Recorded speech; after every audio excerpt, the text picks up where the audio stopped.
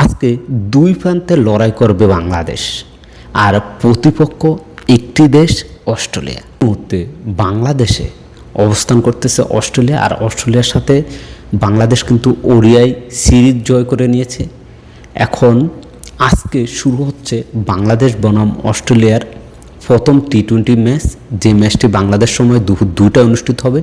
সেখানে বাংলাদেশের একাদশ কেমন হবে, এছাড়াও দ্বিতীয় ম্যাচটি হচ্ছে নারী টি-20 ওয়ার্ল্ড কাপে বাংলাদেশের প্রতিপক্ষ সেই অস্ট্রেলিয়া। বাংলাদেশ নারী ক্রিকেট টিম এবং অস্ট্রেলিয়ান নারী ক্রিকেট টিমের মধ্যে যে ম্যাচটি অনুষ্ঠিত হবে বাংলাদেশ সময় বিকাল 3:30 তো সেখানে সেই স্কোরটা কেমন হবে চলুন আমরা এক নজরে সেটাই দেখে আসি। যেটুকু শোনা যাচ্ছে যে গত ম্যাচ অর্থাৎ নেদারল্যান্ডসের সাথে যে একাদশ নিয়ে মাঠে নামছে সেম একাদশ নিয়ে আজকে অস্ট্রেলিয়ার বিপক্ষে মাঠে নামবে, কোনো ধরনের পরিবর্তন আনবে না। আমরা যদি স্কোরটা আপনাদেরকে জানিয়ে দিই, নগির সুলতানা জ্যোতি ক্যাপ্টেন, তারপর হচ্ছে স্বর্ণা আক্তার, মারুফা আক্তার, দিলারা আক্তার, শারমিন আক্তার, রাবিয়া খান, ঋতুমণি, সুবর্ণা আক্তার, তারপর হচ্ছে জুহারি ফেরদৌসি, ফারিয়া ইসলাম এবং সানজিদা ইসলাম। এই যে 11 জন গত ম্যাচে নেদারল্যান্ডসের সাথে জয় নিয়েছে, সেই একাদশটাই আজকে অস্ট্রেলিয়ার বিপক্ষে মাঠে নামবে।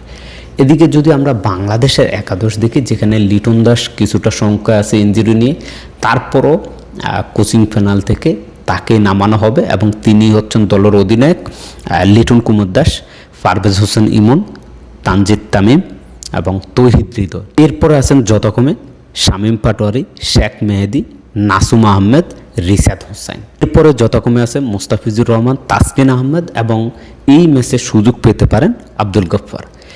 এই যে 11 জনের নাম বললাম, লিটন কুমার দাস, তৌহিদ হৃদয়, পারভেজ হোসেন ইমন, তানজিদ তামিম, শামীম পাটোয়ারি, শেখ মেহেদি, নাসুম আহমেদ, রিশাদ হোসেন, মুস্তাফিজুর রহমান, তাসকিন আহমেদ এবং আব্দুল গফফার।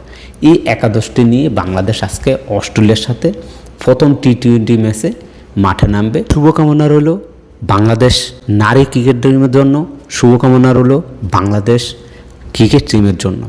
আশা করি আজকে একদিন আমরা 2টা জয় দেখতে পাবো, সেই সাথে আরেকটি জয় তো এখন কিছুক্ষণ পরেই শুরু হবে। আমরা যারা পাগলা ভক্ত আছে আর্জেন্টিনার, সেই ম্যাচ দেখার জন্য মুখিয়ে থাকবো। খেলাধুলার সকল আপডেট পেতে চোখ রাখুন এসপ্লে।